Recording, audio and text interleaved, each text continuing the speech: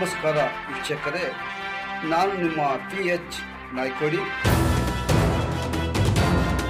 ನಮಸ್ತೆ ವೀಕ್ಷಕರೇ, ದಿನಾಂಕ 18/11/2025 ಮಂಗಳವಾರ ಬಿಜಾಪುರ ಜಿಲ್ಲೆಗೆ ಮಂಡ್ಯ ಜಿಲ್ಲೆಯಿಂದ ಮಹಿಳಾ ಹಾಗೂ ಮಕ್ಕಳ ಅಧ್ಯಕ್ಷರಾದ ಶ್ರೀಮತಿ ರಜನಿ ರಾಜ್ ಅವರು ಬಿಜಾಪುರದ ಜಿಲ್ಲಾ ಕಾರಾಗೃಹಕ್ಕೆ ಭೇಟಿ ನೀಡಿ ಕಳೆದ 14 ವರ್ಷದಿಂದ ಒಬ್ಬ ಅಪರಾಧಿ ದಂಡದ ಹಣ 35,000 ರೂಪಾಯಿ ಕಟ್ಟಲಾಗದೆ ಕಾರಾಗೃಹದಲ್ಲಿ ಬಂಧಿತನಾಗಿದ್ದ ವ್ಯಕ್ತಿಯನ್ನು ಬಿಡುಗಡೆ ಭಾಗ್ಯಕ್ಕಾಗಿ ಹಣವನ್ನು ತೆಗೆದುಕೊಂಡು ಹೋಗಿ ದಂಡದ ಹಣ ಪಾವತಿಸಿ ಆತನನ್ನ ಬಿಡುಗಡೆಗೊಳಿಸಿದ್ದಾರೆ. ಕಾರಾಗೃಹ ಬಂಧಿತ ಆರೋಪಿಗೆ ದಂಡದ ಹಣ ಕಟ್ಟುವುದಕ್ಕೆ ಅವನ ಕುಟುಂಬಸ್ಥರು ಯಾರೂ ಮುಂದೆ ಬಂದಿರುವುದಿಲ್ಲ. 4 ತಿಂಗಳ ಹಿಂದೆ ಮಹಿಳಾ ದೌರ್ಜನ್ಯ ಪ್ರಕರಣಕ್ಕೆ ಸಂಬಂಧಿಸಿದಂತೆ ಬಿಜಾಪುರ ಜಿಲ್ಲೆಗೆ ಭೇಟಿ ನೀಡಿದಾಗ ಜಿಲ್ಲಾ ಜೈಲಿಗೂ ಭೇಟಿ ನೀಡಲಾಗಿತ್ತು. ಜೈಲ್ ಅಧಿಕಾರಿಗಳು ಶ್ರೀಮತಿ ರಜನಿ ರಾಜ್ ಅವರ ಗಮನಕ್ಕೆ ಮೇಲಿನ ಮಾಹಿತಿಯನ್ನು ತಂದಾಗ ಹಣವನ್ನು ತಮ್ಮ ಸಂಸ್ಥೆಯ ಮತ್ತು ಸಮಾಜ ಸೇವಕರ ಸಹಕಾರದಿಂದ 18/11/2025 ಮಂಗಳವಾರ ಬಿಜಾಪುರದ ಜಿಲ್ಲಾ ನ್ಯಾಯಾಧೀಶರಾದ ಗೌರವಾನ್ವಿತ ಶ್ರೀಯುತ ಅರವಿಂದ್ ಸರ್, ಅಡಿಷನಲ್ SP ಶ್ರೀಯುತ ರಾಮಣ್ಣಗೌಡ ಸರ್, ವಕೀಲರ ಸಂಘದ ಅಧ್ಯಕ್ಷರಾದ ಶ್ರೀಯುತ ಬಿರಾದಾರ್, ಜಿಲ್ಲಾ ಜೈಲು ಅಧೀಕ್ಷಕರ ಸಮ್ಮುಖದಲ್ಲಿ ಆರೋಪಿಯನ್ನು ಬಂಧನ ಮುಕ್ತಗೊಳಿಸಲಾಯಿತು. ದಂಡದ ಮೊತ್ತವನ್ನು ಜೈಲು ಅಧೀಕ್ಷಕರಿಗೆ ಹಸ್ತಾಂತರ ಮಾಡಲಾಯಿತು.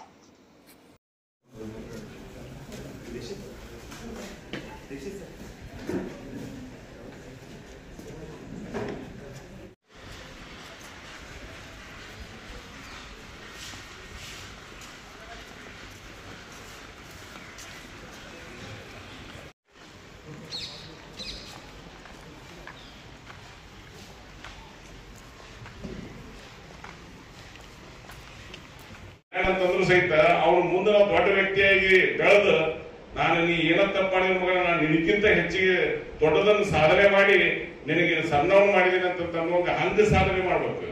ಅವ ಒಂದು ಕೈ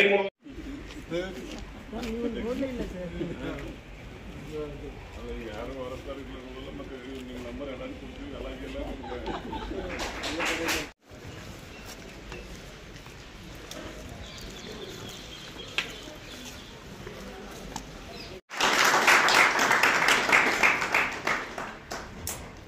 ಹಾಗೆ ಈ ಧ್ವನಿ ಲಯನ್ಸ್ ಸಂಸ್ಥೆಯ ಮತ್ತೊಂದು ಸದಸ್ಯರು ಆಗಿರುವ ಶ್ರೀ ಗಿರೀಶ್ ಅವರಿಗೆ ಶ್ರೀ ಸಲಾವುದ್ದೀನ್ ಸರ್ ಅವರು ಬಹುಮಾನ ನೀಡುವ ಮೂಲಕ ಸ್ವಾಗತ ಮಾಡಿಕೊಳ್ಳುವಂತೆ ಕೇಳಿಕೊಳ್ಳುತ್ತೇನೆ.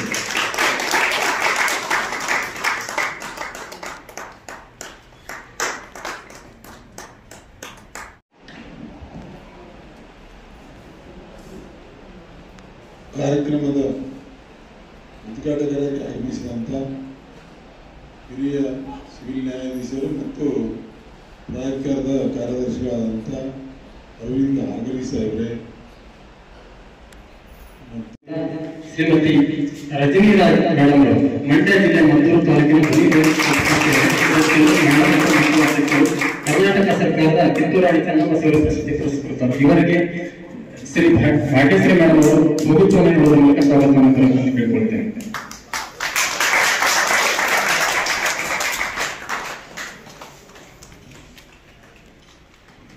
ಧನ್ಯವಾದಗಳು ಮೇಡಮ್ ಅವರಿಗೆ. ಹಾಗೆ ವಕೀಲರ ಸಂಘ ವೇದಿಕೆ ಮೇಲೆ ಕುಳಿತಂತಹ ಎಲ್ಲ ಗಣ್ಯರಿಗೂ, ನಮ್ಮ ಜೈಲ ಅಧಿಕಾರಿ ಸಿಬ್ಬಂದಿ ವರ್ಗದವರಿಗೂ ಹಾಗೂ ನನ್ನ ಬಂಧು ಮಿತ್ರರಿಗೂ ಎಲ್ಲರಿಗೂ ಮುಂಜಾನೆ ಶುಭಾಶಯಗಳು. ಇವತ್ತಿನ ದಿನ ಒಂದು ಕಾರ್ಯಕ್ರಮ, ಇದು ಒಂದು ಮಾನವೀಯತೆಯ ಕಾರ್ಯಕ್ರಮ. ಈಗ ಇದು ಬಂದು ಇಲ್ಲಿ ತಂದಾಗ ಬಿಡುಗಡೆ ಹೋಗ್ಬೇಕಂತಲೇ ಇಡೀ ಸಿಸ್ಟಮ್ ಬಯಸ್ತಾ ಇರುತ್ತೆ. ಕೋರ್ಟ್ ಆಗಿರ್ಬೋದು, ನಾವಾಗಿರ್ಬೋದು, ಎಲ್ಲ ನೀವು ಒಳ್ಳೆಯವರಾಗಿ ಹೋಗ್ಬೇಕಂತ ಇರುತ್ತೆ. ಸೊ ಈಗ ನೀವು ಸ್ವಂತ ದುಡಿಮೆ ಇದ್ರೆ ನೀವು ಕಟ್ಟಬೇಕಿತ್ತು ದಂಡ, ಅದಾಗಲಿಲ್ಲ. ಕಡೆಗೆ ಫ್ಯಾಮಿಲಿಯಿಂದನೂ ಆಗಲಿಲ್ಲ ಅಂದಾಗ ಕಡೆಗೂ ಯಾರಾದ್ರೂ ಕೈ ಹಿಡಿತಾರೆ ಅನ್ನೋದಕ್ಕೆ ಇದೇ ಕಾರಣ. ಆ ರೀತಿ ಲಯನ್ಸ್ ಧ್ವನಿ ಕ್ಲಬ್ನವರು ಇವತ್ತು ನಮ್ಮ ಒಬ್ಬ ಬಂಧು ಮಿತ್ರರಿಗೆ ಸಹಾಯ ಮಾಡಿ ಅವರು ಒಂದು ಹೊರಗೆ ಹೋಗಿ ಒಳ್ಳೆ ಬದುಕನ್ನು ಕಟ್ಕೊಳ್ಳಿಕ್ಕೆ ಸಹಾಯ ಮಾಡಿದ್ದಾರೆ. ಅದಕ್ಕೆ ಅವ್ರಿಗೆ ತುಂಬಾ ಧನ್ಯವಾದಗಳನ್ನ ಹೇಳ್ತೀನಿ. ಅದೇ ರೀತಿ ಬಿರಾದರ್ ಸರ್ ಮಾತು ಹೇಳಿದ್ರು, ಇದು ದುರುಪಯೋಗನೂ ಆಗ್ಬಾರ್ದು ಅಂತ ಹೇಳಿ. ಈಗ ನೀವು ಒಳಗಿರ್ತೀರಿ, ನಿಮ್ಮ ಹತ್ರ ಕೈ ಕಟ್ಕೊಂಡಿದ್ದಾರೆ, ನಿಮ್ಮ ಹತ್ರ ದುಡ್ಡಿಲ್ಲ ಅಥವಾ ತುಂಬಾ ಕನ್ಸ್ಟೆಂಟ್ಸ್ ಇದೆ, ಬಟ್ ಇದನ್ನ ಹೋಗಿ ಹೊರಗಡೆ ಹೋಗಿ ನೀವು ತೀರಿಸ್ಬೇಕಂದ್ರೆ ಯಾರು ವಾಪಸ್ ಅವ್ರಿಗೆ ಕೊಡ್ಬೇಕಾ? ಇಲ್ಲ, ಅವ್ರ ಹತ್ರ ಸಹಾಯ ಮಾಡೋ ಕೈ ಇದೆ, ಬಟ್ ನೀವು ಮತ್ತೊಬ್ಬರಿಗೆ ಸಹಾಯ ಮಾಡಿ. ಇದೊಂಥರ ಚೈನ್ ಆಗ್ಬೇಕು. ಈಗ ಇನ್ನೊಂದು ಮಾತು ಹೇಳಬಯಸ್ತೇನೆ, ನಾಳೆ ಇನ್ನೊಬ್ರು ಬರ್ತಾ ಇದೆ ಸರ್, ಇಲ್ಲಿ ಗೋಬಿ ಅಂತ ಒಂದು ಮೆಡಿಕಲ್ ಕ್ಯಾಂಪ್ ಮಾಡ್ತಾರೆ ಫ್ರೀಯಾಗಿ. ಇದರಲ್ಲಿ ಒಂದು ಸ್ಮಾಲ್ ಅಮೌಂಟ್ನ ಅವರು ಕೊಟ್ಟಿದ್ದಾರೆ ಇವ್ರಿಗೆ. ಅವರು ನಾಳೆ ಮೆಡಿಕಲ್ ಕ್ಯಾಂಪ್ ಮಾಡ್ತಾ ಇದ್ದಾರೆ. ಒಂದು ಆಶ್ಚರ್ಯ ವಿಷಯದಲ್ಲಿ ಸದ್ಯಕ್ಕೆ ಅವರು ಆಲ್ಮೋಸ್ಟ್ ಎಲ್ಲ ಕರ್ನಾಟಕದಲ್ಲಿ ಪ್ರಿಸನ್ಸ್ ಅಲ್ಲಿ ಈ ತರ ಒಂದಷ್ಟು ಮೆಡಿಕಲ್ ಕ್ಯಾಂಪ್ಸ್ ಮಾಡೋದು ತುಂಬಾ ಒಂದಷ್ಟು ವರ್ಕ್ಸ್ ಮಾಡ್ತಾ ಇದ್ದಾರೆ. ಅವರು ಒಂದು ಎಕ್ಸ್ ಬಿಸ್ನೆಸ್ ಬೆಂಗಳೂರಲ್ಲಿ ಲೈಕ್ ಜೀವಾವಧಿ ಶಿಕ್ಷೆ ಕರೆದು ಈಗ ಒಂದು NGO ನಡೆಸಿ ಎಲ್ಲರೂ ಹೆಲ್ಪ್ ಮಾಡ್ತಾ ಇದ್ದಾರೆ. ಅಂದ್ರೆ ಇದೊಂಥರ ಎಲ್ಲರೂ ನಾಳೆ ಅವ್ರು ಭೇಟಿ ಆಗ್ತಾರೆ ನೀವು. ಸೊ ಇದನ್ನೊಂಥರ ಪ್ರೇರಣೆ ಆಗಿ ತಗೋಬೇಕು. ನಮಗೆ ಏನ್ ಮಾಡಿದೆ ಸಿಸ್ಟಮ್ ನಾವೆಷ್ಟು ವಾಪಸ್ ಕೊಡ್ತಾ ಇದೀವಿ ಅನ್ನೋದನ್ನ. ಆ ಟೈಮಲ್ಲಿ ಅವ್ರು ತುಂಬಾ ಹೋಗಿ ಹೇಳ್ಕೊತಾರೆ, ನಾನು ಜೈಲಲ್ಲಿದ್ದಾಗ ನನ್ನ ಮದುವೆ ಆಯ್ತು, ನನ್ನ ಲೈಫ್ ಸೆಟ್ ಆಯ್ತು, ಆಮೇಲೆ ನಾನು ಬಿಡುಗಡೆ ಬಂದಿದೆ, ಅದಾದ್ಮೇಲೆ ತುಂಬಾ ಹೆಲ್ಪ್ ಮಾಡಿದ್ರು. ಅದರಿಂದ ನಾವು ಬದುಕು ಕಟ್ಕೊಂಡ ಬೇರೆದವ್ರ ಬದುಕು ಕಟ್ಟಕ್ಕೆ ಹೆಲ್ಪ್ ಮಾಡ್ತಾ ಇದ್ರು. ಅದೇ ರೀತಿ ಇಲ್ಲಿ ಯಾರ್ಯಾರು ಒಂದು ಸಹಾಯ ಪಡ್ಕೊಂಡಾಗ್ಲಿ ಪಡ್ಕೊಂಡಿದ್ದಾಗಲಿ ಇಲ್ಲಿ ಹೋಗಿರ್ತೀರಿ, ಇದನ್ನ ನೆನೆಸ್ಕೊಂಡು ಮತ್ತೆ ಬೇರೆದವ್ರಿಗೆ ಸಹಾಯ ಮಾಡ್ತಾ ಈ ಚೈನ್ ಮುಂದುವರಿಸ್ಬೇಕು. ಆ ರೀತಿ ಒಂದು ಒಳ್ಳೆತನ ಎಲ್ಲ ಕಡೆ ಬೆಳಿಬೇಕು ಅಂತ ಕೇಳ್ಕೊಳ್ತೀನಿ. ಅದೇ ರೀತಿ ಈ ಸಭೆಗೆ ಹೋಗ್ಬಿಟ್ಟು ಬಂದಂತಹ ಎಲ್ಲ ಗಣ್ಯರಿಗೂ ಈ ರೀತಿ ಒಂದು ಕೆಲಸಕ್ಕೆ ಸಹಾಯ ಮಾಡಿದಂತಹ ಕ್ಲಬ್ನವ್ರಿಗೂ ಎಲ್ಲರಿಗೂ ನಮ್ಮಗಳನ್ನು ಹೇಳ್ತಾ ನಾನೊಂದೆರಡು ಮಾತುಗಳನ್ನು ಮುಗಿಸ್ತೇನೆ. ಧನ್ಯವಾದಗಳು. ನಮ್ಮ ಕಾರಾಗೃಹದ ಅಧೀಕ್ಷಕರ ಪರವಾಗಿ, ಎಲ್ಲ ಅಧಿಕಾರಿ ಸಿಬ್ಬಂದಿಗಳ ಪರವಾಗಿ ಹಾಗೂ ಎಲ್ಲ ಬಂದಿ ನಿವಾಸಿಗಳ ಪರವಾಗಿ ವಂದನೆಯನ್ನು ಸಲ್ಲಿಸುತ್ತೇನೆ.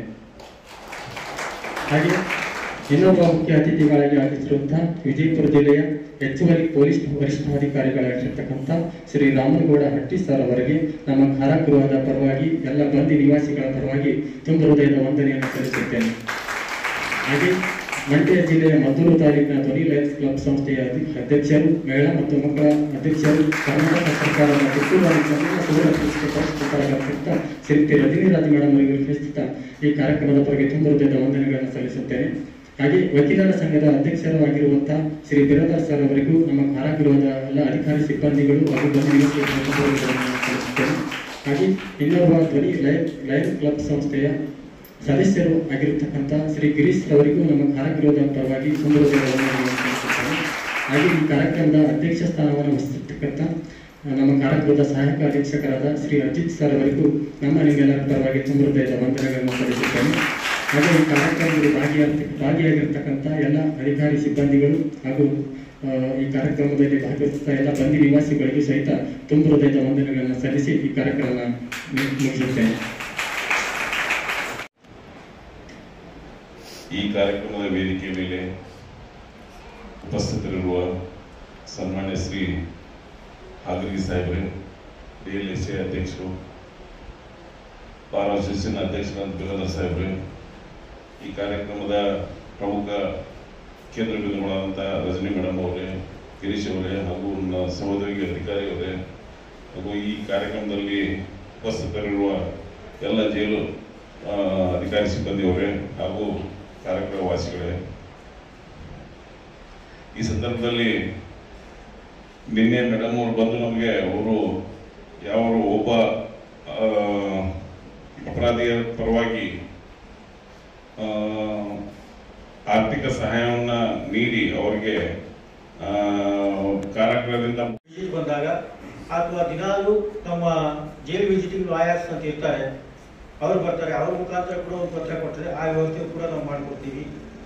ಅದರ ಮುಂದುವರೆದ ಭಾಗವಾಗಿ ಯಾವ ಕೈದಿಗೆ ದಂಡ ಮೊತ್ತ ಕಟ್ಟಲು ಆಗುವುದಿಲ್ಲ, ಅವರಿಗೆ ದಂಡವನ್ನು ಕಟ್ಟಲು NGOs ಅವರೆಲ್ಲ ಕಟ್ಟಬಹುದಾಗಿದೆ ಅವರ ಇಚ್ಛೆ ಪೂರ್ವ. ಹಾಗಾಗಿ ಒಂದು ಕೇಸಿನಲ್ಲಿ ಇವತ್ತು ರಜನಿ ರಾಜ್ ಅವರು ಆ ದಂಡ ಮೊತ್ತವನ್ನು ಕಟ್ಟಲು ಇಲ್ಲಿ ಬಂದಿದ್ದಾರೆ. ಹೀಗೆ ಹಲವಾರು ಜನ ತಮ್ಮ ಜೊತೆಗೆ ಆಪತ್ಕಾಲದಲ್ಲಿ ನಿಲ್ಲಲು ಸಜ್ಜರಾಗಿದ್ದಾರೆ. ಕಾನೂನು ವ್ಯವಸ್ಥೆಯೂ ಸಹ ಇದೆ, ಆರ್ಥಿಕ ನೆರವು ವ್ಯವಸ್ಥೆ ಕಾರಣ NGOsಗಳು ಮುಂದೆ ಬರ್ತಾ ಇದ್ದಾರೆ. ತಾವು ಎಲ್ಲ ಹಕ್ಕುಗಳನ್ನು ಬೇಕಾದಾಗ ನಮ್ಗೆ ಹೇಳಿ ಹೊರ ಹೋಗಿ ಸನ್ನಡತೆಯಿಂದ ನಡೆದು ಸಮಾಜದಲ್ಲಿ ಸಹಬಾಳ್ವೆಯಿಂದ ಇರಬೇಕು, ಬದಲಾವಣೆ ಆಗಬೇಕು, ಸಮಾಜಕ್ಕೆ ಒಳ್ಳೆಯದನ್ನು ಮಾಡಬೇಕಂತ ಹೇಳಿ ನನ್ನ ಎರಡು ಮಾತನ್ನು ಮುಗಿಸ್ತೇನೆ. ಶ್ರೀ ಗೌರವಯುತ ನ್ಯಾಯಾಧೀಶರಾಗಿರ್ತಕ್ಕಂಥ ಹಾಗರ್ಗಿ ಸರ್ ಅವರಿಗೆ ರಜನಿರಾಜ್ ಮೇಡಮ್ ಅವರು ಹಸ್ತಾಂತರಿಸಬೇಕೆಂದು ಕೇಳಿಕೊಡುತ್ತೇನೆ.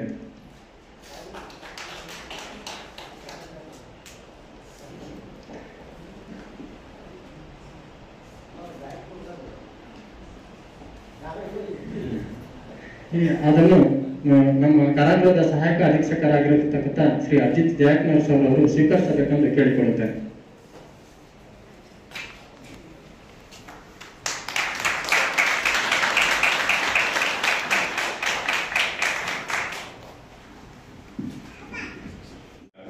ಇಂಥ ವಿಚಾರಗಳನ್ನು ಮಾಡುವಂತ ವ್ಯಕ್ತಿಗಳು ಇಲ್ಲಿ ಇದಾರಲ್ಲ ಅಂತನ್ನುವಂತ ಒಂದು ಹೆಮ್ಮೆ ನಮಗೆ ಈ ಸಂದರ್ಭದಲ್ಲಿ ಆಯ್ತು. ಅದಕ್ಕೆ ನಾನು ವಿಶೇಷವಾಗಿ ಅವರಿಗೆ ತಮ್ಮೆಲ್ಲರ ಪರವಾಗಿ ಹೃತ್ಪೂರ್ವಕವಾದಂತ ಅಭಿನಂದನೆಯನ್ನು ತಿಳಿಸಕ್ಕೆ ಬಯಸ್ತೇನೆ.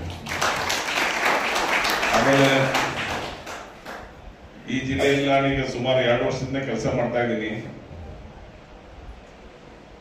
ಸಾಕಷ್ಟು ಅಪರಾಧ ಪ್ರಕರಣಗಳನ್ನ ನಾವು ನೋಡಿದೀವಿ. ಈಗ ಕಳೆದ ವರ್ಷ ಬಹಳಷ್ಟು ಕೊಲೆ ಪ್ರಕರಣಗಳು 61 ಅಥವಾ 65 ಆಗಿತ್ತು.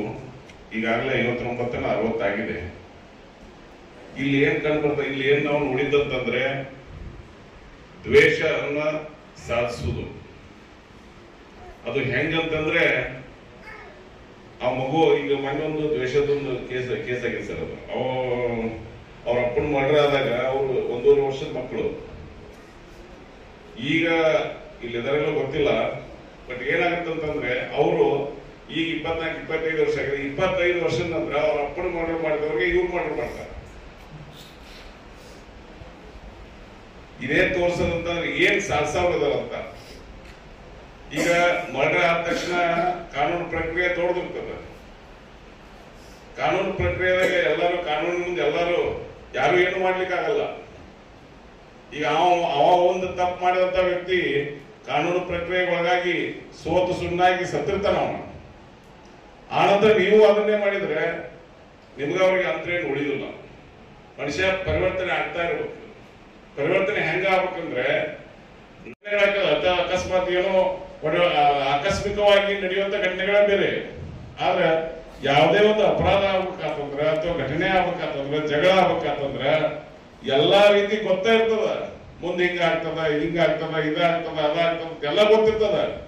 ಗೊತ್ತಿದ್ದು ನಾವು ಮಾಡ್ತೀವಿ ಅಂತಂದ್ರೆ ನಮ್ಕಿಂತ ದಾಟ್ರೆ ಯಾರು ಉಳಿದಿಲ್ಲ. ಅದಕ್ಕೆ ಇಲ್ಲಿಗೆ ಬಂದ್ಮೇಲೆ ನೀವು ಒಳಗೆ ಬಂದ್ಮೇಲೆ ದಿನಪ್ರತಿ ಕೊಳೆಯೋದು ಇದು ಮನಸ್ಸಿನಾಗ ಅದೇ ವಿಚಾರಗಳು ಇದಾಗಿ ಮತ್ತಷ್ಟು ಏನಾಗುತ್ತ ಮನುಷ್ಯ ಡಿಪ್ರೆಷನ್ ಹೋಗ್ತಾರ. ಆ 105 ವಿಚಾರಗಳು ಬರ್ತಾವ. ಸಾಕಷ್ಟು ಜನ ಜೀವನದ ಜಿಗುಪ್ಸೆ ಕೊಡ್ತಾರ. ಇದೆಲ್ಲ ಯಾಕಾಗ್ತದ? ದ್ವೇಷ ಸಾಧನೆ. ದ್ವೇಷದಿಂದ ಏನೂ ಸಾಧನೆ ಮಾಡಕ್ ಆಗುದಿಲ್ಲ. ಅದಕ್ಕೆ ಎಲ್ಲರ ಪರವಾಗಿ ನಾವು ವಿವೇಕ ಮೇಲಿದ್ದಂತೆ ಎಲ್ಲರ ಪರವಾಗಿ ಅವರು ಮೇಡಮ್ ಅವರು ಮತ್ತೆ ಅವರ ಸಹೋದರಿಗಳು ಲೈಟ್ಸ್ ಕ್ಲಬ್ ವತಿಯಿಂದ ಅಲ್ಲಿ ಮಂಡ್ಯದಿಂದ ಬಂದಿದ್ದಾರೆ. ಅವ್ರು ಇಲ್ಲಿ ತನಕ ಬಂದು ನಮ್ಗೆ ಹೆಲ್ಪ್ ಮಾಡ್ಬೇಕಂತ ವಿಚಾರಕ್ಕೆ ಬಂದಿದ್ದಾರೆ. ಅವರು ಒಂದು ಹೃದಯ ವಿಷಯಕ್ಕೆ ನಾವು ಧನ್ಯವಾದ ಹೇಳೋಣ. ಆದ್ರೆ ಒಂದು ವಿಷಯ, ನೀವು ಚೆನ್ನಾಗಿರಿ. ನಾವು ಮನುಷ್ಯರೇ ಹುಟ್ಟಿದೀವಿ. ಮನುಷ್ಯರನ್ನ ಬರೋದು ಬಹಳಷ್ಟು ಜೀವಿಗಳು ಇದನ್ನ ಜನ್ಮಾಂತರ ಪಡೆದ ನಂತರ ಮನುಷ್ಯ ಜನ್ಮ ಬರ್ತದೆ. ಆ ಮನುಷ್ಯ ಜನ್ಮ ಬಂದಾಗ ನಾವು ಈಗ ಒಂದು ಹಾಡ ಕೇಳಿದಿರಿ, ಒಳಿತು ಮಾಡು ಮನುಷ್ಯ ನೀನಿರೋದು 3 ದಿವಸ ಅಂತೇಳಿ ಹಾಡ ಕೇಳಿದಿರಿ. ಅದು ಎಲ್ಲರ ಜೀವನಕ್ಕೂ ಅನ್ವಯ ಆಗುತ್ತ. ಅದ್ರ ಸಲುವಾಗಿ ಎಲ್ಲರೂ ಒಳ್ಳೇದನ್ನ ಮಾಡಿ ನೀವು ಒಳ್ಳೆ ಮನುಷ್ಯರಾಗಿ ಮುಂದೆ ಅಕಸ್ಮಾತ್ ನೀವು ಹೊರಗೆ ಬಂದ್ರೆ ಆ ದ್ವೇಷ ಸಾಧನೆಯಿಂದ ಏನೂ ಆಗುದಿಲ್ಲ. ಅದು ದ್ವೇಷವನ್ನು ಇಲ್ಲೇ ಮರಿಬೇಕು. ಮುಂದಿನ ಜೀವನ ನಿಮ್ಗೆ ಒಳ್ಳೇದಾಗಲಿ. ನಿಮ್ಗೆ ಎಲ್ರಿಗೂ ಭಗವಂತ ಒಳ್ಳೆ ಬುದ್ಧಿ ಕೊಡ್ಲಿ ಅಂತ ಹಾರೈಸಿ ಮುಗಿಸ್ತೀನಿ. ನಮಸ್ಕಾರ. ಕಾನೂನು ಸುವ್ಯವಸ್ಥೆಯನ್ನು ಕಾಪಾಡುವುದು ಬರೀ ಪೊಲೀಸರ ಜವಾಬ್ದಾರಿ ಅಲ್ಲ. ಜಿಲ್ಲಾ ಕಾನೂನು ಸೇವಾ ಪ್ರಾಧಿಕಾರ ವಿಜಯಪುರ ಹಾಗೂ ಧ್ವನಿ ಲಯನ್ಸ್ ಕ್ಲಬ್ ಮದ್ದೂರು ಹಾಗೂ ಕೇಂದ್ರ ಕಾರಾಗೃಹ ವಿಜಯಪುರ ಇವರ ಸಂಯುಕ್ತ ಆಶ್ರಯದಲ್ಲಿ ಈ ನಮ್ಮ ಕಾರಾಗೃಹದಲ್ಲಿ ಬಂದಿಗಳಿಗೆ ಕಾನೂನು ಅರಿವು ನೆರವು ಕಾರ್ಯಕ್ರಮ ಹಾಗೂ ಖಚಿತ ಆರ್ಥಿಕ ನೆರವು ಕಾರ್ಯಕ್ರಮವನ್ನು ಹಮ್ಮಿಕೊಂಡಿದ್ದು, ಈ ಕಾರ್ಯಕ್ರಮಕ್ಕೆ ಆಗಮಿಸಿರುವಂತಹ ಅತಿಥಿ ಮಹೋದಯರನ್ನು ಸ್ವಾಗತಿಸುವಂತಹ ಸಮಯ. ಮೊದಲನೇದಾಗಿ ಈ ಕಾರ್ಯಕ್ರಮದ ಉದ್ಘಾಟಕರಾಗಿ ಆಗಮಿಸಿರುವಂತಹ ವಿಜಯಪುರ ಜಿಲ್ಲೆಯ ಗೌರವಾನ್ವಿತ ನ್ಯಾಯಾಧೀಶರು, ಜಿಲ್ಲಾ ಕಾನೂನು ಸೇವಾ ಪ್ರಾಧಿಕಾರದ ಸದಸ್ಯ ಕಾರ್ಯದರ್ಶಿಗಳು ಆಗಿರುವ ಶ್ರೀ ಗೌರವಾನ್ವಿತ ಎಸ್ ಅಗಲಿ ಸರ್ ಅವರಿಗೆ ನಮ್ಮ ಕೇಂದ್ರ ಕಾರಾಗೃಹದ ಅಧೀಕ್ಷಕರ ಪರವಾಗಿ, ಎಲ್ಲ ಅಧಿಕಾರಿ ಸಿಬ್ಬಂದಿಗಳ ಪರವಾಗಿ ಹಾಗೂ ಬಂದಿ ನಿವಾಸಿಗಳ ಪರವಾಗಿ ತುಂಬ ಹೃದಯದ ಸ್ವಾಗತವನ್ನು ಕೋರುತ್ತೇನೆ. ಹಾಗೆ ಇನ್ನೋರ್ವ ಮುಖ್ಯ ಅತಿಥಿಗಳಾಗಿ ಆಗಮಿಸಿರುವಂತಹ ವಿಜಯಪುರ, ಈಗ ನಮ್ಮ ಸಹಾಯಕ ಅಧೀಕ್ಷಕರಾಗಿರುವಂತಹ ಅಜಿತ್ ಸರ್ ಹಾಗೆ ಇನ್ನೋರ್ವ ಮುಖ್ಯ ಅತಿಥಿಗಳಾಗಿ ಆಗಮಿಸಿರುವಂತಹ ವಿಜಯಪುರ ಜಿಲ್ಲೆಯ ಹೆಚ್ಚುವರಿ ಪೊಲೀಸ್ ವರಿಷ್ಠಾಧಿಕಾರಿಗಳಾಗಿರುವ ಶ್ರೀ ರಾಮಗೌಡ ಹಟ್ಟಿ ಸರ್ ಅವರಿಗೆ ಶ್ರೀ ಕುಲಕರ್ಣಿ ಸರ್ ಅವರು ಬಹುಗುಚ್ಛವನ್ನು ನೀಡುವುದರ ಮೂಲಕ ಸ್ವಾಗತವನ್ನು ಕೋರುತ್ತಿದ್ದಾರೆ.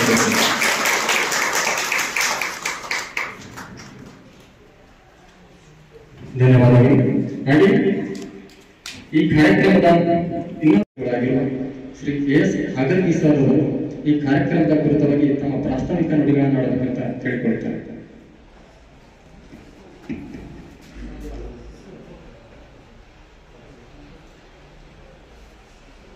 ಎಲ್ಲರಿಗೂ ನಮಸ್ಕಾರ.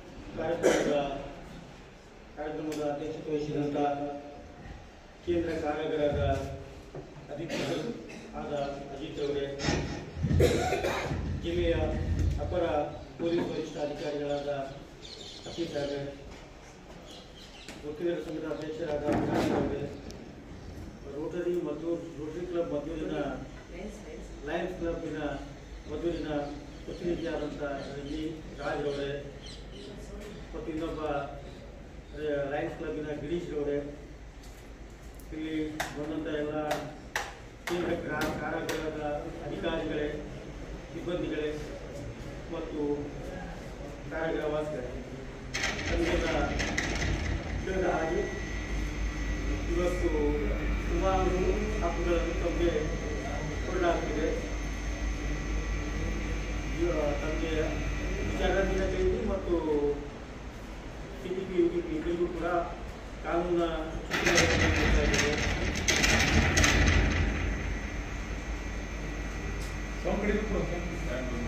ನಿಮ್ಮ ಸೇವೆಗಾಗಿ ಕಾನೂನು ಸೇವಾ ಪ್ರಾಧಿಕಾರದಲ್ಲಿ ಒಟ್ಟು 10 ಜನ ವಕೀಲರನ್ನು ನೇಮಕ ಮಾಡಿಕೊಂಡಿದ್ದೇವೆ. ಆದರೆ ತಿಂಗಳ ಒಟ್ಟು ವೆಚ್ಚ ಸುಮಾರು 5 ಲಕ್ಷ ಮೇಲೆ ಹೋಗ್ತದೆ. ಅದೆಲ್ಲ ಸರ್ಕಾರ ಭರಿಸ್ತಾ ಇದೆ. ಅದು ಅವರ ಸೇವೆ ಕೇವಲ ತಮಗಾಗಿ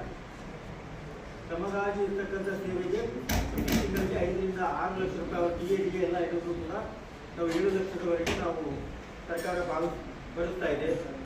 ಅವರಿಗೆ ಪೂರ್ತಿಯಾಗಿ ತಮ್ಮ ಸೇವೆಗೆ ನೇಮಕ ಮಾಡಿಕೊಂಡಿದ್ದೇವೆ.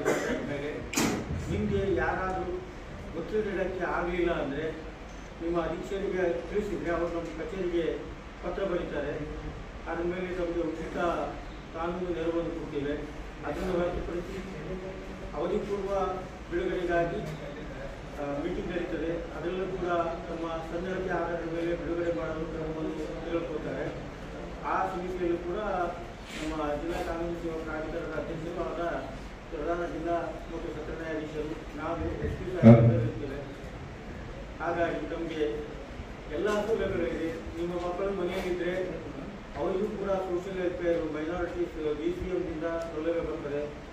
ಆ ಥರ ಯಾವುದಾದ್ರೂ ಸೌಲಭ್ಯ, ಶೈಕ್ಷಣಿಕ ಸೌಲಭ್ಯ ಅದು ಏನಾದರೂ ಅವಶ್ಯಕ ಇದ್ದರೆ ಅದನ್ನು ಕೂಡ ನಮಗೆ ತಿಳಿಸ್ಬೋದು. ಕಾರ್ಯಕ್ರಮಕ್ಕೆ ಲಾಸ್ಟ್ ಟೈಮ್ ಒಂದು ಕಾರ್ಯಕ್ರಮ ನಡೆಯುತ್ತೆ ನಮ್ಮ ಇದೇ ಸಮಾರಂಭದಲ್ಲಿ.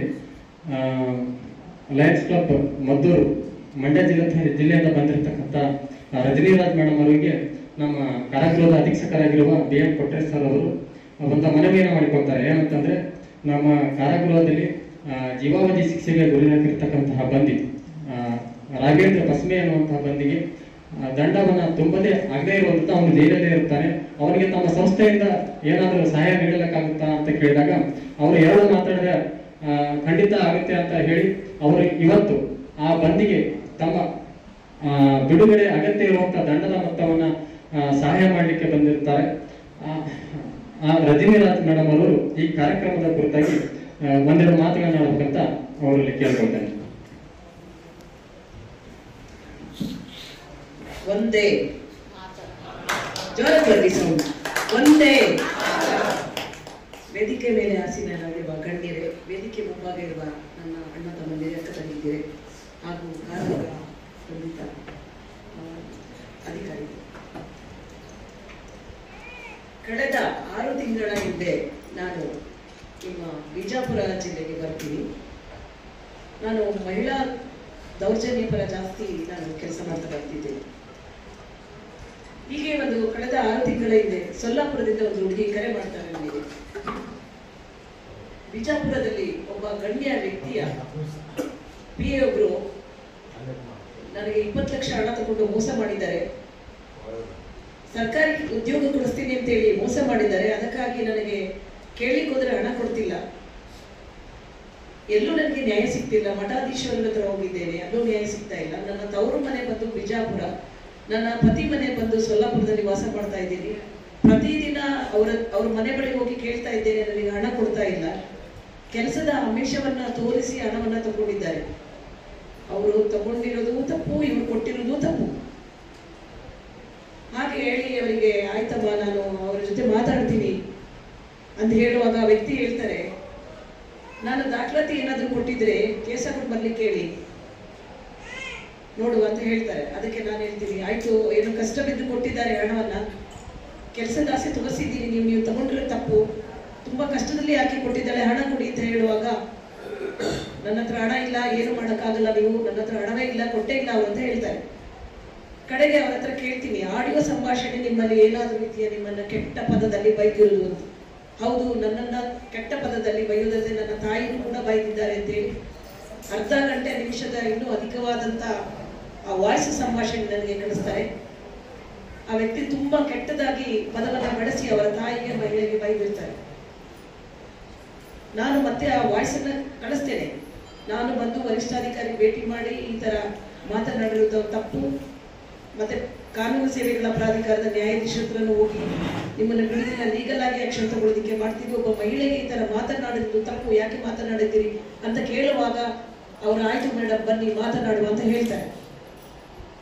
ಕಡೆಗೆ ಒಂದ್ ದಿವಸ ಅವ್ರ ಹೆಂಡತಿ ಕೈ ಕಾಲ್ ಮಾಡಿಸ್ತಾರೆ, ನಿಮ್ಗೆ ನಾನು 3 ಲಕ್ಷ ಕೊಡ್ತೀನಿ ಬರಬೇಡಿ ಮೇಡಮ್, ಹಿಂದೆ ಸರಿರಿ, ನೀವು ಬರಬೇಡಿ ಅಂತ ಹೇಳ್ತಾರೆ. ನನಗೆ ನಾನೇ ನಿಮ್ಗೆ ಲಂಚ ಕೊಡ್ತೀನಿ, ಬರಬೇಡಿ ಕೇಸಿನ ವಿಚಾರದಲ್ಲಿ, ಅವ್ರಿಗೆ ಪಾಠ ಕಲಿಸ್ಬೇಕು ಅಂತ ಹೇಳ್ತಾರೆ. ಆ ಮಹಿಳೆಗೆ ಅನ್ಯಾಯ ಮಾಡಿದ್ದೀರಿ, ಆಗುದಿಲ್ಲ ಅಂತೇಳಿ ನಾನು ಇಲ್ಲಿಗೆ ಬರ್ತೀನಿ, ಬಂದು ಇಬ್ಬರನ್ನು ಕೂರಿಸ್ಕೊಳ್ತೀನಿ, ಹಣ ತಗೊಂಡಿರೋದು ನಿಜ, ನಾವು ಕೊಟ್ಟಿರೋದು ನಿಜ ಅಂತ ಇಬ್ಬರು ಒಪ್ಕೊಳ್ತಾರೆ. ಪ್ರವಾಸಿ ಮಂದಿರದಲ್ಲಿ ಬಿಜಾಪುರದಲ್ಲಿ ಕಡೆಗೆ ಯಾವುದು ನಾನು ಕೊಡ್ಬೇಕು ಹಣ ಅಂತ ಹೇಳ್ತಾರೆ, ಒಪ್ಕೊಳ್ತಾರೆ. ಅದಕ್ಕೆ ಕಾನೂನು ಬದ್ಧವಾಗಿ ಅದಕ್ಕೆ ಗ್ಯಾರಂಟಿ ಏನ್ ಕೊಡ್ತೀರಿ ನೀವು? ಈಗ ನಮ್ಗೆ ಸುಳ್ಳು ಹೇಳ್ಬೋದು, 3 ತಿಂಗಳು ಬೇಕು, ನನಗೆ ಟೈಮ್ ಬೇಕಂತ ಹೇಳ್ತಾ ಇದ್ದೀರಿ, ಹಣ ಕೊಡ್ಲಿಕ್ಕೆ ಗ್ಯಾರಂಟಿ ಏನಂತ ಕೇಳುವಾಗ ಅವ್ರೇನ್ ಹೇಳ್ತಾರೆ, ಅವರೇ ಖುದ್ದು ಅವರ ಹೆಂಡತಿದು ಕೆಲವೊಂದು ದಾಖಲಾತಿಗಳು, ಚೆಕ್ ಪ್ರಿಂಟ್ ಮತ್ತೆ ಅವ್ರದ್ದು ಚೆಕ್ ಪ್ರಿಂಟ್ ಲೀಗಲ್ ಆಗಿ ಬರ್ಲಿಕ್ಕೆ ನಮಗೆ ಕೊಡ್ತಾರೆ. ಆ ಕೊಟ್ಟ ಸಂದರ್ಭದಲ್ಲಿ ಅದು ತಗೊಂಡೋಗಿ ಹಣ ಕ್ಲಿಯರ್ ಆದಾಗ ನನ್ನ ಬಳಿ ಇಟ್ಕೊಂಡಿರ್ತೀನಿ, ನಾನು ಹಣ ಕ್ಲಿಯರ್ ಆದಾಗ ಕೊಡ್ತೀನಿ ಅಂತ ಹೇಳ್ತೀನಿ. ಆಯ್ತು ಅಂತೇಳಿ 3 ಇನ್ಸ್ಟಾಲ್ಮೆಂಟ್ ಅಲ್ಲಿ ಕೊಡ್ತಾರೆ. 3 ತಿಂಗಳ ಹಣವನ್ನ ಆ ವ್ಯಕ್ತಿಗೆ ಕೊಡಿಸ್ಕೊಡ್ತೀನಿ, ಆ ಲೇಡಿಗೆ ಹಣ ಕಳ್ಕೊಂಡಿದ್ದವರಿಗೆ. ಕೋರ್ಟಿಗೆ ಹೋಗ್ತೇನೆ, ಠಾಣೆ ಮೆಟ್ಲು ಹತ್ತಿಸಿದ್ದೇನೆ, ನಾನು ಈ ಕೆಲಸವನ್ನ 20 ಲಕ್ಷ ಹಣ ಕೊಡಿಸಿದ್ದೀನಿ.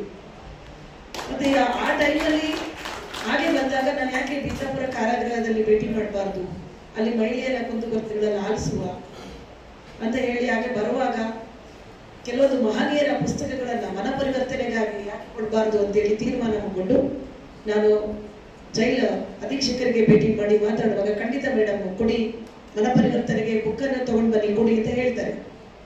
ಕಳೆದ ತಿಂಗಳು ನಿಮ್ಮನ್ನ ಭೇಟಿ ಮಾಡಿದ್ದೀನಿ, ಮನ ಪರಿವರ್ತನೆಗಾಗಿ ನಿಮಗೆ ಪುಸ್ತಕಗಳನ್ನ ನಮ್ಮ ಲಯನ್ಸ್ ಕ್ಲಬ್ ಕಡೆಯಿಂದ ಕೊಟ್ಟಿದ್ದೇನೆ. ಹಾಗೆ ಕೊಟ್ಟಾಗ ಜೈಲ ಅಧೀಕ್ಷಕರು ಒಂದು ಮಾತನ್ನ ಹೇಳ್ತಾರೆ, ಮೇಡಮ್ ಒಬ್ರು ಬಿಡುಗಡೆಗೆ ಹಣ ಕಟ್ಟಬೇಕಿದೆ, ನೀವೇನಾದ್ರೂ ಸಹಾಯ ಮಾಡ್ಲಿಕ್ಕೆ ಆಗ್ತದಾ ಅಂತ. ಎಷ್ಟು ಕಟ್ಟಬೇಕಂತ ಕೇಳ್ತೀನಿ, 35,000 ಹಣ ಕಟ್ಟಬೇಕಾಗಿದೆ, ಪರಿಸ್ಥಿತಿ ಬಂದಿದೆ ಮೇಡಮ್, ಏನಾದ್ರೂ ಮಾಡ್ಲಿಕ್ಕೆ ಆಗ್ತದೆ ಅಂತ ಕೇಳ್ತಾರೆ. ಆಯ್ತು, ನಮ್ಮ ಲಯನ್ಸ್ ಕ್ಲಬ್ ಇಂದ ಎಲ್ಲರ ಹತ್ರ ಮಾತನಾಡಿ ನಾನು ಕಟ್ತೇನೆ ಅಂತ ಹೇಳ್ತೇನೆ. ಅದನ್ನೆಲ್ಲ ರೆಡಿ ಮಾಡಿಕೊಂಡು ನಾನು ಈ ದಿನ ಆ ಕಾರಾಗೃಹ ಬಂದಿದ್ದ 14 ವರ್ಷದಿಂದ ಏನು ಜೈಲು ಶಿಕ್ಷೆ ಅನುಭವಿಸ್ತಾ ಇದ್ದಾರೆ ಅವರಿಗೆ ಹಣ ಕಟ್ಟಿ ಬಿಡುಗಡೆಗಾಗಿ ನಾನು ಬಂದಿದ್ದೇನೆ.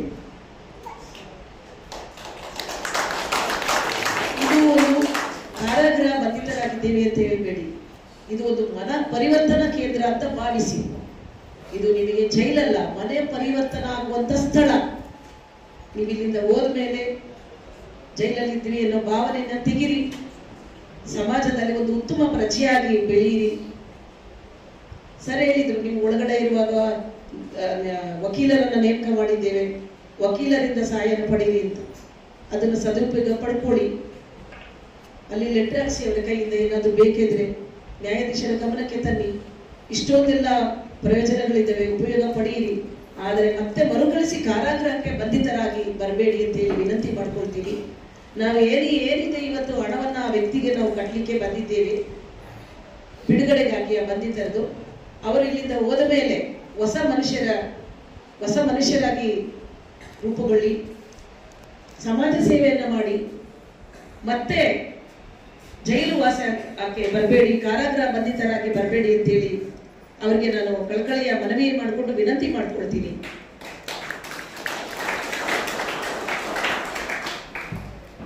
ಇದೇ ತರ ನಾನು ಮಹಿಳೆಯರ ಪರವಾಗಿ, ಮಕ್ಕಳ ಪರವಾಗಿ ಕೆಲಸ ಮಾಡ್ತಾ ಇದ್ದೀನಿ.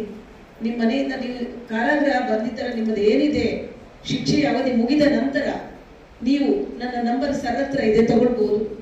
ನಿಮ್ಮ ಮನೆಯಲ್ಲಿ ನಿಮ್ಮನ್ನ ಯಾರಾದರೂ ತೇಜವಧೆ ಮಾಡಿದ್ರೆ ಮತ್ತೆ ನಿಮ್ಮನ್ನ ತಿರಸ್ಕಾರ ಮಾಡಿ ಹೊರಗೆ ಹಾಕಿದ್ರೆ ಆವಾಗ ನಾವು ನಿಮ್ಮ ಜೊತೆಗಿದ್ದೇವೆ, ನಿಮ್ಮನ್ನ ಕೈ ಹಿಡಿದ್ದೇವೆ. ನನ್ನ ನಂಬರ್ ಸರ್ ಹತ್ರ ಇದೆ, ನೀವು ತಗೊಳ್ಬಹುದು. ನಿಮ್ಮ ಸಹಾಯಕ್ಕೆ ನಾವಿದ್ದೇವೆ. ಒಳ್ಳೆಯ ಪ್ರಜೆಯಾಗಿ ಬದುಕಬೇಕು ಅಂತ ಹೇಳಿಕ್ಕೆ ಇಷ್ಟಪಟ್ಟು 2 ಮಾತನ್ನು ಹೇಳಿ ನಾನು ಮುಗಿಸ್ತೀನಿ. ಆದರೆ ಇನ್ನೊಂದು ಸಂತೋಷದ ಸಂಗತಿ ಏನಂದ್ರೆ, ಬಸವಣ್ಣನವರು ಹುಟ್ಟಿದ ಸ್ಥಳ ಈ ಜನ್ಮಭೂಮಿಯಲ್ಲಿ ಇದು ಒಂದು ಸಮಾಜ ಸೇವೆಯನ್ನು ನಾನು ಮಾಡ್ತಾ ಇರೋದು ನಾನು ಹೆಮ್ಮೆಯಿಂದ ಹೇಳಬಲ್ಲೆ. ಜೈ ಹಿಂದ್, ಜೈ ಕರ್ನಾಟಕ.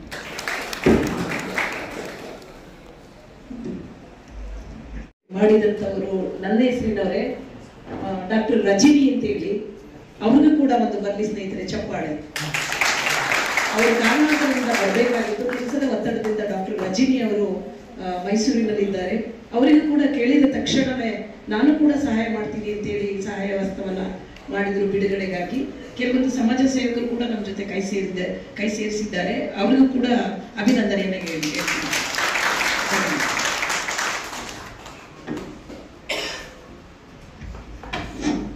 ಅನನ್ಯಾಶ್ಚಿಂತಯಂತೋ ಮಾಂ ಯೇ ಜನಃ ಪರಿಪಾಸ್ತೆ ತೇಷಾಂ ನಿತ್ಯಾಭಿಯುಕ್ತಾನಾಂ ಯೋಗಕ್ಷೇಮಂ ಅಹಂ. ಇವರು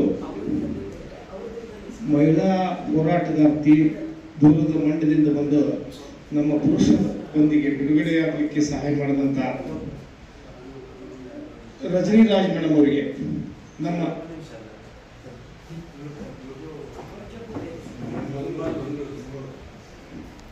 ಸವಿಸ್ತಾರವಾಗಿ ಹೇಳಿದರು. ಏನೋ ಒಂದು ಘಟನೆಗಳ ಆಗಿರ್ತಾವೆ, ಅವು ತಮಗ ಗೊತ್ತಿಲ್ಲದನೂ ಆಗಿರ್ತಾವ.